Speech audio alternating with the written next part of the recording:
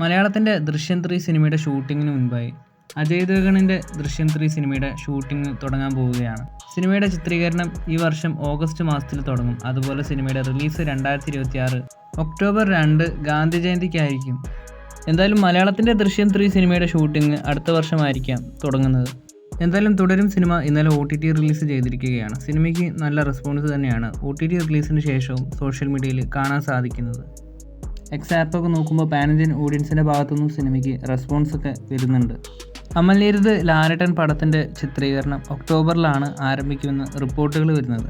നിലവിൽ ഒക്ടോബർ മിഡിലാണ് സിനിമയുടെ ചിത്രീകരണം പ്ലാൻ ചെയ്യുന്നതെന്നാണ് അറിയാൻ സാധിക്കുന്നത്. സിനിമയുടെ ക്രൂ മെമ്പേഴ്സിനെ പറ്റിയുള്ള ഡീറ്റെയിൽസും ഇപ്പോൾ വന്നിട്ടുണ്ട്.